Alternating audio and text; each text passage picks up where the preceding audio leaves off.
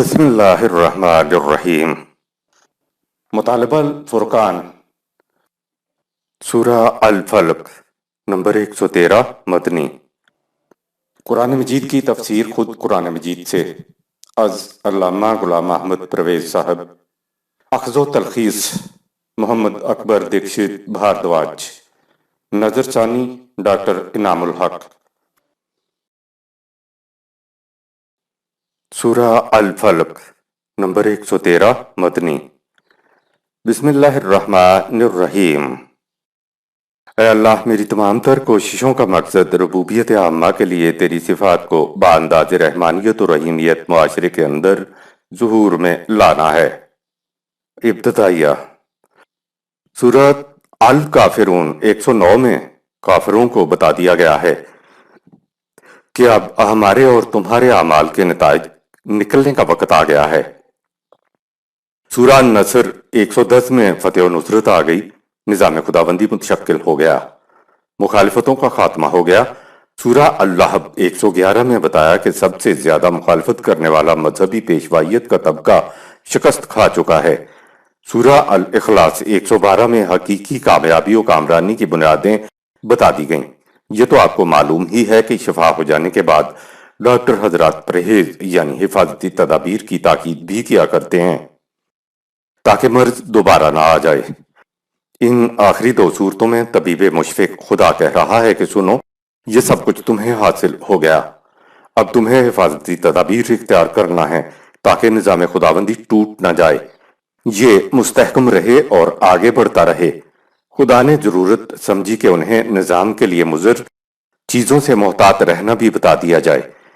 پیغام کے مکمل ہونے کی دلیل ہی یہ ہو سکتی ہے کہ وہ وقتی شفا نہ دے، آئندہ کے لیے احتیاطی تدابیر بھی بتائے۔ یہ حفاظتی تدابیر ان آخری 2 صورتوں میں بتائی گئی ہیں۔ آیت نمبر 1۔ قل اعوذ برب الفلق۔ کہہ دو میں اپنے نشو و نما دینے والے کے اس نظام ربوبیت کی آغوش میں پناہ لیتا ہوں، جس کا قانون تخلیق و ارتقاء یہ ہے کہ تخریبی اور تعمیری قوتوں کے تصادم سے ایک نئی چیز کی نمود ہوتی ہے۔ پہلی حفاظتی تدبیر اعوذ برب الفلق۔ کہا تو گیا ہے نبی اکرم صلی اللہ علیہ وسلم سے، لیکن جو بات ایک نبی سے کہی جائے تو وہ امت ہی سے کہنے کی ہوتی ہے۔ اعوذ، انڈوں سے نکلنے کے بعد بچے مرغی کے ساتھ چپکے پھرتے ہیں، مرغی کے آس پاس دانہ دنکا چگ رہے ہوتے ہیں، لیکن جو ہی کسی چیل کا سایہ زمین پر پڑے تو وہ بھاگ کر مرغی کے پروں کے نیچے آ جاتے ہیں۔ ہر جانور کا نوزائیدہ بچہ خطرے کی آواز سے بھاگ کر ماں کے ساتھ چمٹ جاتا ہے، اور ماں بھی دوڑ کر بچوں کو پروں کے نیچے چھپا لیتی ہے۔ بچے کا خطرے کے وقت اپنی ماں کی آغوش میں سمٹ کے آ جانا اعوذ کہلاتا ہے۔ اسی لفظ سے تعوذ اور تعویذ کے الفاظ آتے ہیں۔ کہا جا رہا ہے کہ دنیا میں تمہارے مخالفین کی بڑی بڑی جماعتیں پیدا ہوں گی۔ تم نے سرمایہ داروں کا مذہبی پیشوائیت کا بڑی بڑی حکومتوں کا خاتمہ کر کے رکھ دیا ہے، تو تمہارے اس نظام کو نقصان پہنچانے کے لیے چاروں اطراف سے یورشیں ہوں گی۔ خطرہ نظر آئے تو تم مرغی کے بچوں کی طرح پروں کے نیچے یعنی قوانین خداوندی کی آغوش میں بھاگ کر لپک کر آ جانا۔ ہمارے ہاں تو پڑھ لیا جاتا ہے اعوذ باللہ من الشیطان الرجیم، میں پناہ مانگتا ہوں شیطان مردود سے۔ مرغی کے بچے خطرے کے وقت ماں سے پناہ مانگتے ہیں، یہ ماں کی عظمت ہے۔ ایک مومن خطرے کے وقت قوانین خداوندی کی آغوش میں آ کر اپنی پناہ مانگتا ہے، یہ قوانین خداوندی کی عظمت ہے۔ لیکن یہ کیا بات ہوئی کہ شیطان سے پناہ مانگی جا رہی ہے؟ اس طرح تو شیطان کی عظمت و قوت کا اعتراف ہو رہا ہے۔ اعوذ باللہ من الشیطان الرجیم کا صحیح مفہوم ہوگا میں شیطان الرجیم کی شیطانیت سے بچنے کے لیے خدا کے قوانین کی حفاظت میں آتا ہوں۔ تعویذ کو اسی لیے تعویذ کہتے ہیں کہ باطل عقیدے کے مطابق سمجھا یہ جاتا ہے کہ تعویذ گلے میں لٹکانے سے بہت سی آفات و تکالیف سے حفاظت ہو جائے گی۔ فلق، جہاں بھی پرانی عمارت کی جگہ نئی عمارت تعمیر کرنا مطلوب ہو تو وہ سیدھا عمارت کو پہلے گرانا پڑتا ہے، پھر تعمیر ہوتی ہے۔ گویا پہلے تخریب اور پھر تعمیر ہوتی ہے۔ تعمیر کے لیے تخریب ضروری ہے۔ اسی طرح جب قانون زراعت کے مطابق بیج کو زمین میں ڈالا جائے تو چند دنوں کے بعد زمین سے زندگی کی کونپل پھوٹتی ہے۔ بیج کو زمین سے نکال کر دیکھیں تو معلوم ہوگا کہ بیج پہلی حالت میں نہیں رہا، بیج پھٹا ہے اور پھر اس میں سے زندگی کی کونپل نکلی ہے۔ بیج کا پھٹنا تخریب ہے اور بیج سے کونپل کا نکلنا تعمیر ہے۔ یہاں بھی تعمیر سے پہلے تخریب ضروری تھی، کسی چیز کو اس طرح پھاڑنا کہ اس میں سے ایک نئی زندگی نکل آئے۔ اس کو فلک کہتے ہیں۔ کہا کہ جب خطرات ہوں تو فوراً اس نشو و نما دینے والے کے قوانین محکم کی پناہ میں حفاظت میں آ جاؤ کہ جس کے ہاں بظاہر جسے تخریب کہا جاتا ہے وہ ایک نئی تعمیر کے لیے ہوتی ہے۔ یہ جو تم نے سلطنتوں کو، ان تہذیبوں کو گرایا ہے، تو اس سے ان کے دل میں جذبہ انتقام ابھر رہا ہے۔ یہ سمجھتے ہیں کہ انہوں نے ہمارے ہاں آ کر تخریب کی ہے، لیکن انہیں معلوم نہیں کہ یہ تخریب تو نئی تعمیر کے لیے ضروری تھی۔ یہ ہے رب الفلق، یعنی خدا کے قوانین کی حفاظت میں آؤ جس کی تخریب کے اندر بھی تعمیر مضمر ہوتی ہے۔ کن کن چیزوں سے خدا کی پناہ اور حفاظت میں آؤ؟ پہلی چیز تو یہ بتا دی گئی، مزید آگے بتائی جا رہی ہے۔ آیت نمبر 2، من شر ما خلق، میں رب الفلق کی پیدا کردہ اشیاء کے شر والے پہلو سے بچنے کے لیے خدا کے قوانین کی پناہ میں آتا ہوں، یعنی میں وحی کی روشنی سے ہٹ کر کسی شے کا استعمال نہیں کروں گا۔ دوسری حفاظتی تدبیر، من شر ما خلق۔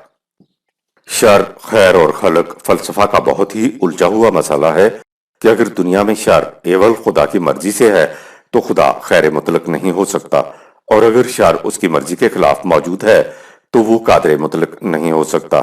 شر موجود اس لیے ہے کہ خدا اس کو مٹا نہیں سکتا۔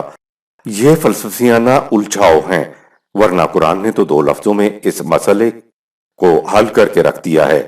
قرآن نے کہا من شر ما خلق، خدا کی تخلیق اپنی ذات میں نہ خیر ہے اور نہ شر ہے۔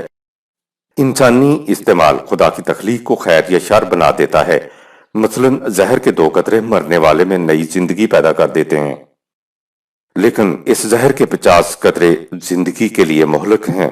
یا پانی ممد حیات ہے، لیکن پانی ہی پہ انسان ڈوب کر مرتا بھی ہے۔ یا حرارت پر ہماری زندگی کا دار و مدار ہے، لیکن جس دن یہ حرارت 98.6 درجے فارنہائٹ سے اوپر ہو جائے تو اس دن بخار چڑھ جاتا ہے۔ یا آگ سے ہم کتنے کام لیتے ہیں لیکن وہی آگ انگلی کو بھی جلا ڈالتی ہے۔ آگ، سنکھیا، پانی اور حرارت اپنی ذات میں نہ خیر ہیں اور نہ شر ہیں۔ انہیں انسان جس طرح استعمال کرتا ہے اس کے مطابق ان کا نتیجہ خیر اور شر ہوتا ہے۔ یہاں کہا ہے من شر ما خلق، یعنی جو کچھ تو نے کائنات میں پیدا کیا ہے ہمیں اس سے بچا کہ ہم اسے اس طرح استعمال کریں کہ اس کا نتیجہ شر پیدا ہو جائے۔ اب سلطنت ملی ہے، حکومت ملی ہے، دولت کی فراوانیاں آئی ہیں، یہ چیزیں انسانی زندگی، تمدن اور تہذیب کے لیے بڑی ضروری ہیں، لیکن یہی تو وہ پانی ہے جہاں آ کر امتیں ڈوبتی ہیں۔ یہ سب کچھ ملنے کے بعد کہا ہمیں اس سے محفوظ رکھنا، ہم انہیں اس طرح استعمال کریں کہ ان سے شر کا پہلو پیدا ہو جائے۔ اس کا حل بڑا آسان ہے، وہی جو پہلے بتایا کہ قل اعوذ برب الفلق، خدا کے قوانین کی حفاظت میں رہ کر اشیاء کا استعمال کیجئے تو نتیجہ خیر ہی ہوگا۔ آیت میں تاکید کی گئی ہے کہ اشیاء کائنات کے غلط استعمال سے بچو، اور غلط استعمال ہوتا ہی تب ہے جب وحی کی روشنی میں آگے نہ بڑھا جائے۔ دیکھا آپ نے کہ کیا تدابیر بتائی گئی ہیں کہ جہاں کہیں تمہیں کوئی چیز ڈھانی پڑے تو اس کے لیے ڈھاؤ کہ اس سے بہتر تعمیر کر سکو، اور کاوشوں سے جو کچھ حاصل ہو اسے خدا کے قوانین کے مطابق استعمال کرو تاکہ نتیجہ خیر برآمد ہو۔ آیت نمبر 3، وَمِن شَرِّ غَاسِقٍ إِذَا وَقَبَ، اور میں سامان نشو و نما کی کمی سے جس سے آنکھوں کے سامنے اندھیرا چھا جاتا ہے، اس سے محفوظ رہنے کے لیے اپنے رب کے نظام ربوبیت کی پناہ میں آتا ہوں۔ تیسری حفاظت، وَمِن شَرِّ غَاسِقٍ إِذَا وَقَبَ۔ غاسق کے معنی تارک کے، چھوڑنے کے ہیں، اور وقب کے معنی داخل ہونا یا چھا جانے کے ہیں۔ ایک قسم کا خطرہ تو یہ ہوتا ہے کہ فراوانیاں کہیں تمہیں غرق نہ کر دیں۔ اشیاء کا ہونا اور ان کا غلط استعمال انسان کی تباہی کا موجب ہوتا ہے، لیکن اشیاء کا نہ ہونا بھی تو عذاب سے کم نہیں ہوتا۔ جہاں پانی کی فراوانی سے آدمی مر جاتا ہے تو وہاں پانی نہ ملنے سے بھی انسان مر جاتا ہے۔ اس آیت میں یہ بات کہی گئی ہے کہ اشیاء ضرورت کی فراہمی رک جانے سے بھی نشو و نما رک جاتی ہے۔ اگر اشیاء کا انسانی استعمال اس طرف لے جاتا ہے کہ سامان نشو و نما کی کمی نہ ہونے سے نشو و نما رک جائے تو ایسے استعمال میں بھی شر کا پہلو ہے۔ جب وہ چیزیں نہ ملیں جن پہ انسان کی نشو و نما کا دار و مدار ہے تو آنکھوں کے سامنے دنیا اندھیر ہو جاتی ہے۔ سامان زیست کے غلط استعمال سے بھی نتیجہ شر ہے، اور اگر سامان زیست معدوم ہو جائے، ختم ہو جائے تو اس کا نتیجہ بھی شر ہی ہوگا۔ کہا کہ دولت کی افراد ہو تو انسان میں بدمستیاں پیدا ہو جاتی ہیں، اور اگر محتاجی ہو تو اس میں دنیا اندھیر ہو جاتی ہے۔ پہلے اسلام کے دور کے اندر تباہی فراوانی کی وجہ سے آئی، اور بعد کے دور میں ہماری تباہی سامان نشو و نما کی کمی کی وجہ سے آئی ہوئی ہے۔ کمی اور زیادتی کا علاج بتایا، قل اعوذ برب الفلق۔ خدا کے نظام ربوبیت کی حفاظت میں رہ کر اشیاء کا استعمال کیجئے تو نتیجہ خیر ہی خیر ہوگا۔ آیت نمبر 4۔ وَمِن شَرِّ النَّفَّاثَاتِ فِي الْعُقَدِ۔ اور میں پختہ ارادوں اور یقین محکم میں کمزوری اور تزلزل پیدا کرنے والوں کے نفسیاتی تراندازی سے محفوظ رہنے کے لیے اپنے رب کے قوانین کی پناہ میں آتا ہوں۔ چوتھی حفاظتی تدبیر، وَمِن شَرِّ النَّفَّاثَاتِ فِي الْعُقَدِ۔ کہا یہ گیا ہے کہ اس قسم کے منافق جماعتوں کے اندر ہوا کرتے ہیں کہ جو ہی تم نے کسی محکم چیز کا ارادہ کیا یا فیصلہ کیا کہ اب یہ بات کرنی ہے، تو جماعت کے اندر کے منافق یہ کبھی نہیں کہتے کہ تم جس بات کو کرنے جا رہے ہو اس کو نہ کرو۔ ان کی واردات کا طریقہ یہ ہوتا ہے کہ آ کر کسی نہ کسی طرح سے ایک ایسی پھونک مار دیتے ہیں، یعنی دبے الفاظ میں ایک ایسی بات کہہ دیتے ہیں جس کے نفسیاتی اثر سے تمہارا ارادہ متزلزل ہو جائے۔ مثال کے طور پر سراہنے یا ہمت افزائی کی بجائے کہتے ہیں کہ ہمیں تو کامیابی ملتی نظر نہیں آتی، یا کہتے ہیں کہ کہیں کوشش بیکار نہ چلی جائے۔ اے جماعت مومنین، تمہارے تعلقات کی جو آپس میں مضبوط محکم گرے ہیں، ان کی پھونکیں، ان کی سازشیں انہیں ڈھیلا کر دیں گی، تو ان کی پھونکوں سے، ان کی سازشوں سے بچ کر رہنا، اپنے آپس کے تعلقات کو مضبوط و محکم رکھنا۔ جو اس قسم کی پھونکیں مارتے ہیں وہ کہیں باہر سے نہیں آتے، جماعت کے اندر ہی ہوتے ہیں۔ خفیہ سازشوں کو پھونکیں مارنا کہا گیا ہے۔ یہ لوگ ایک پھونک مارتے ہیں، دبے لفظوں میں ایک بات کہہ دیتے ہیں، اور پھر پروپیگنڈا مہم شروع ہو جاتی ہے۔ کہا کہ پھونکوں سے، سازشوں سے ابھرنے والے پروپیگنڈے تمہارے پختہ ارادوں میں کمزوری پیدا کر دیں گے، تمہاری ہمتیں پست ہو جائیں گی، دلوں میں ایسے شکوک و شبہات پیدا ہو جائیں گے جن سے تمہارے یقین محکم میں تزلزل واقع ہو جائے گا۔ لہٰذا تمہیں ایسے افراد کی اس قسم کی حرکات سے محتاط رہنے کی ضرورت ہے۔ جب انسان کے عزم مصمم میں شک پیدا ہو جائے یا ارادے میں کمزوری واقع ہو جائے تو اس کے بعد وہ ایک قدم بھی آگے نہیں اٹھا سکتا۔ ایسے حالات سے بچنے کے لیے خدا نے علاج بتایا، قل اعوذ برب الفلق، کہ نظام خداوندی یعنی رب کے نظام ربوبیت کی پناہ میں آ جاؤ۔ آیت نمبر 5۔ وَمِن شَرِّ حَاسِدٍ إِذَا حَسَدَ۔ اور ہماری کامیابیوں پر جل بھن جانے والے حاسدوں کے حسد سے بچنے کے لیے میں اپنے رب کے قوانین کی پناہ میں آتا ہوں۔ پانچویں حفاظتی تدبیر، وَمِن شَرِّ حَاسِدٍ إِذَا حَسَدَ۔ حسد کا مفہوم، کسی درخت کی ٹہنی کی چھال، جلد یا چھلکے کو اس طرح چھیل کر چھوڑ دینا کہ پھر وہ چھال اس ٹہنی کے کسی کام کی نہ رہے، اس کو حسدن کہتے ہیں۔ یعنی جو کچھ کسی کے پاس ہے وہ مجھے ملے نہ ملے لیکن اس کے پاس بھی نہ رہے، یہ حسد ہے۔ لیکن رشک یہ ہے کہ جو اس کے پاس ہے وہ مجھے بھی ملے، اور حسد یہ ہے کہ مجھے بے شک نہ ملے لیکن اس کے پاس بھی نہ رہے۔ امت مسلمہ پر جو سب سے بڑی تباہی آئی ہے وہ اس حسد سے آئی ہے۔ وہ اس طرح کہ ایرانی قوم شبہ شب اسلام لے آئی تھی، ان کی تہذیبوں کو، ان کے تمدنوں کو، ان کی حکومتوں کو مسلمانوں نے تعمیر نو کی خاطر تباہ کیا تھا۔ ان کے دانشور طبقے کے دلوں میں مسلمانوں کے خلاف انتقام کا جذبہ تھا۔ وہ ظاہراً مسلمان تو ہو گئے لیکن اس کے بعد انہوں نے سوچا کہ وہ اس نظام ربوبیت یا نظام اسلام پہ حقیقی ایمان نہیں لائیں گے، تو کچھ ایسا کریں کہ مسلمانوں کے پاس بھی وہ کچھ نہ رہے جس کے بل بوتے پر انہوں نے عروج حاصل کیا ہے۔ آپ کا مروجہ اسلام اجمی ایرانی اسلام ہے جو حسد کی وجہ سے بنا۔ अजमियों ईरान के दानश्वरों ने ठान ली कि जिन्होंने हमें तबाह किया है उनकी शाख सरसब्ज को छील कर रख देंगे। उन्हें मालूम था कि जिस चीज ने अरबों को हमारे ऊपर गालिब किया है वो उनका पुरानी निजाम है। रशक करते तो उस जमाने के अरबों जैसा इस्लाम ले आते। मैदान जंग में शिकस्तों की वजह से उनमें जज्बा इंतकाम उभरा, उनमें हसद उभरा। कुरान करीम की हिफाजत की वजह से वो कुरान में तो किसी किस्म की तहरीफ नहीं कर सकते थे, इसलिए उन्होंने असली इस्लाम को रवायात की आड़ में हमारे पास और खुद अरबों के पास भी ना रहने दिया। हमसे कुरान छुड़ाकर हमें रवायात में डाल दिया। उन्होंने खुद कुरान को ना अपनाया और उसको मुसलमानों के पास भी ना रहने दिया।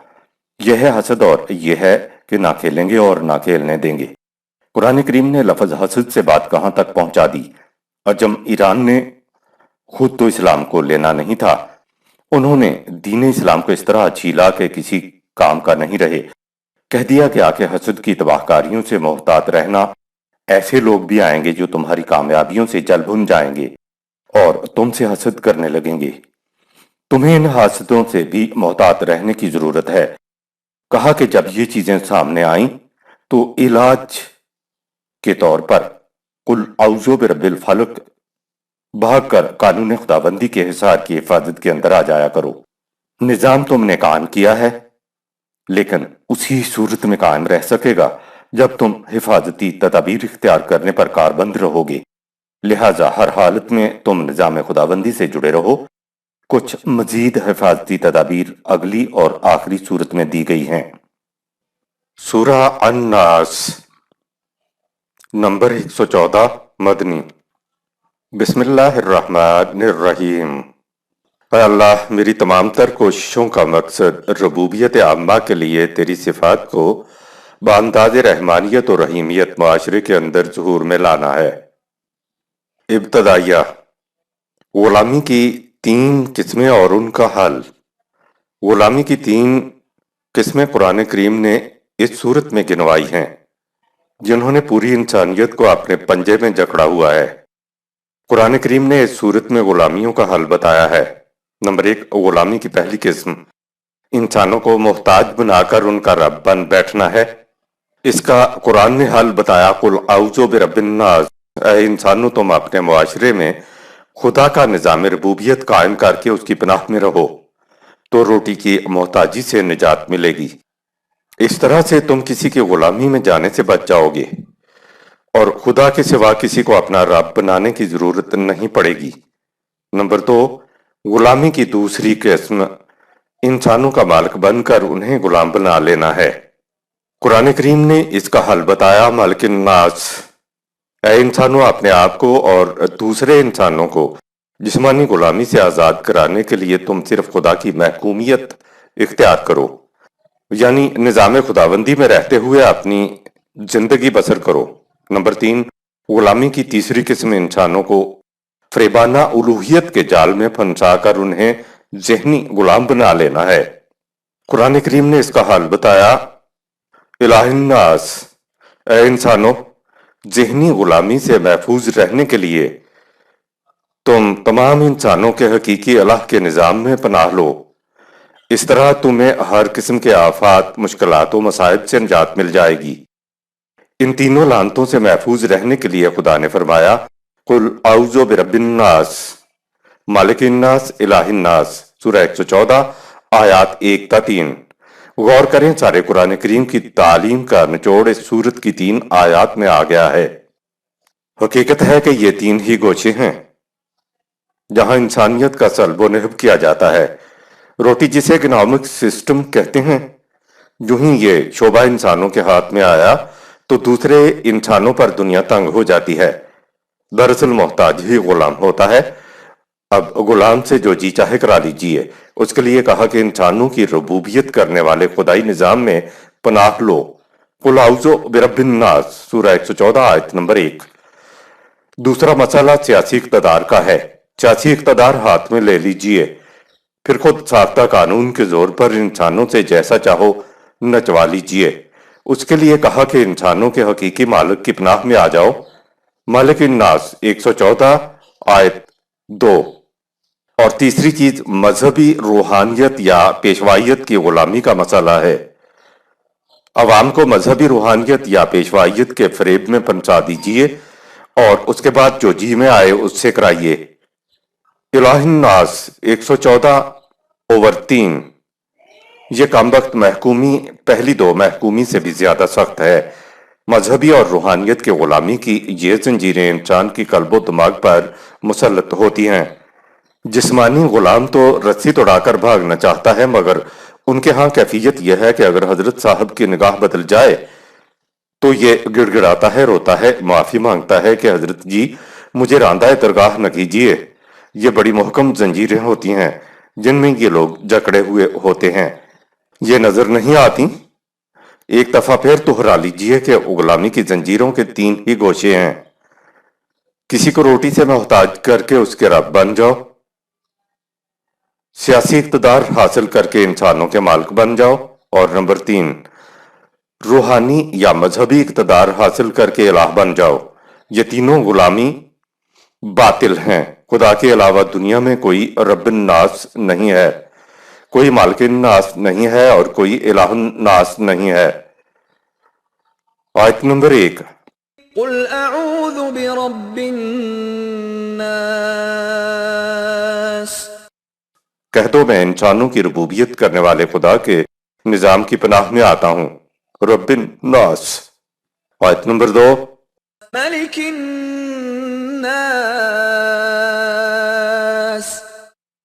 کہہ دو میں انسانوں پہ حق اطاعت رکھنے والے خدا کی پناہ میں آتا ہوں، ملک الناس۔ آیت نمبر 3۔ الہ الناس،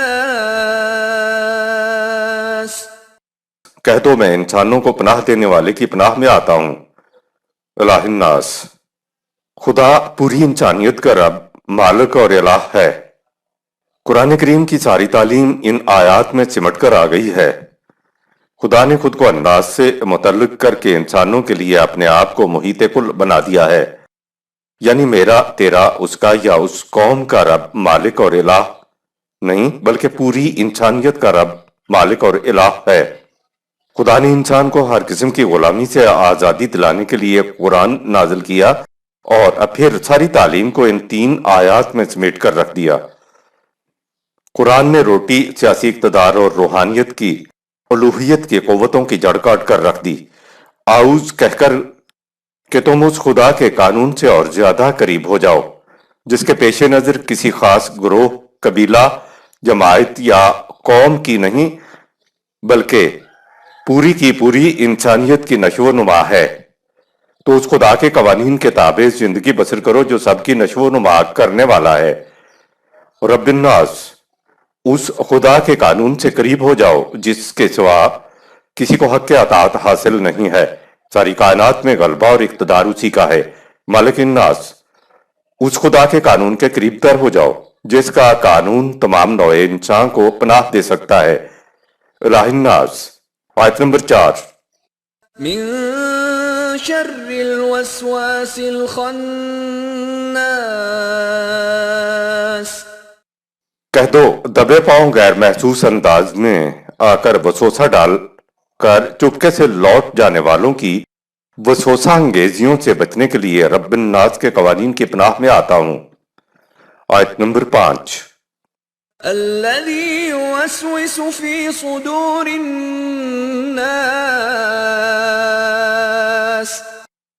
یعنی ان لوگوں کی وسوسہ انگیزیوں کے شر سے رب الناس کی پناہ میں آتا ہوں جو لوگوں کے دلوں میں وساوس پیدا کر کے ان کے عزم راسخ کو کمزور کر دیتے ہیں۔ وسوسہ کا مفہوم۔ وسوسہ کے معنی خوبصورت بات کے ہیں، یعنی کان میں چپکے سے من پسند الفاظ کہنا۔ اس کے علاوہ شکار کا دبے پاؤں جب پیچھا کرتا ہے تو نہ چاہتے ہوئے بھی ہلکی سی آہٹ ہو ہی جاتی ہے۔ وہ دبے پاؤں اس لیے چلتا ہے کہ کہیں شکار کو آہٹ نہ ہو جائے۔ دبے پاؤں چلنے سے پیدا ہونے والی خفیف سی آہٹ کو وسوسہ کہتے ہیں۔ اسی طرح چلنے میں زیور کے بجنے کی ہلکی سی آواز کو بھی وسوسہ کہتے ہیں، جس سے سننے والے کے دل میں عجیب سے خیالات پیدا ہوتے ہیں۔ دل میں مختلف خیالات کے گزرنے کو بھی وسوسہ کہتے ہیں۔ نیز ہر غیر واضح کلام کو جس میں مختلف آوازیں مل گئی ہوں اور گفتگو بغیر نظم و ترتیب کے ہو اسے بھی وسوسہ کہتے ہیں۔ برے خیالات کا دل میں گزرنا بھی وسوسہ ہے۔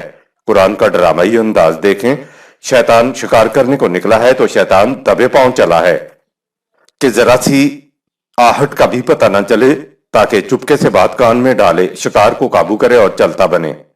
وسوسے کا لفظ ہی شکار کھیلنے والوں کے لیے ہوتا ہے۔ شیطان آتا ہی شکار کھیلنے کے لیے ہے۔ کہا کہ اس قسم کی قوتیں سرگرم عمل ہوں گی کہ تمہیں معلوم ہی نہیں ہوگا، ان کی آہٹ تک بھی تم نہیں پا سکو گے۔ ایسے لوگ کرتے یہ ہیں کہ یوں ہی ذرا سی بات کان میں ڈالی اور خناس ہو گئے، یعنی پچھلے پاؤں لوٹ گئے۔ پچھلے پاؤں لوٹ جانے سے مراد یہ ہے کہ وہاں سے خاموشی کے ساتھ کھسک لیے۔ خناس کے معنی ہیں چپکے سے دبے پاؤں واپس چل کر پوشیدہ ہو جانا۔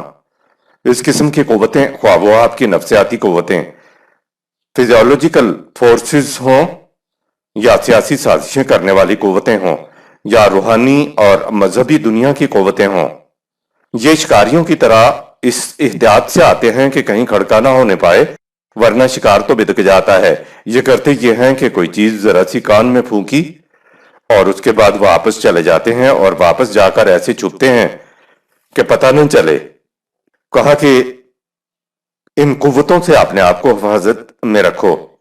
وساوس ڈالنے والے سلب و نہب کرنے کے لیے شکاری کی مانند ایسے آتے ہیں کہ پتہ ہی نہ چلے، اور دلوں کے اندر ایک چیز اتار کر چلے جاتے ہیں۔ جن کے دلوں کے اندر بات اتاری جاتی ہے انہیں پتہ ہی نہیں چلتا کہ میں گرفتار ہو چکا ہوں۔ گرفتار ہونے والے گرفتار کرنے والوں کے حق میں حمد و ستائش کے قصیدے پڑھتے ہیں۔ یہ ہمارے ہاں کے مدرسوں کے اندر مذہبی تعلیم حاصل کرنے والوں کو معلوم ہی نہیں ہونے دیتی کہ انہیں قرآن سے بیگانہ کیا جا رہا ہے۔ دوسری طرف مغرب کی تعلیم بچوں کو شرف انسانیت سے بیگانہ کیے چلے جا رہی ہے، اور لوگوں کو احساس تک نہیں۔ یہ ہے صدور الناس کے اندر وساوس ڈالنا کہ پتہ نہ چلے۔ ان کے وساوس سے ہوتا یہ ہے کہ انسان کا اور قوموں کا عزم راسخ کمزور ہو جاتا ہے۔ آیت نمبر 6۔ من الجنة والناس،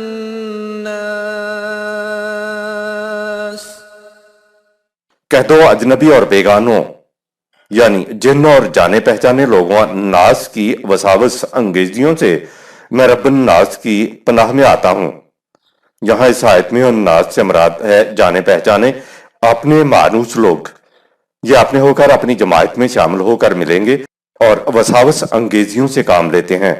الجنت سے مراد ہے اجنبی، غیر اور غیر مانوس لوگ، باہر کے لوگ جو اپنوں میں سے نہ ہوں۔ ہزار سال سے ہمیں غلط تعلیم دی جا رہی ہے۔ امت کے نوجوانوں کے دلوں کو ان وساوس سے اس بری طرح بھر دیا گیا ہے کہ ان بیچاروں کو پتہ ہی نہیں چلتا کہ انہیں کہاں لیے جا رہا ہے۔ غیروں نے بھی یہ کیا اور اپنوں نے بھی یہ کیا۔ صدق اللہ العظیم۔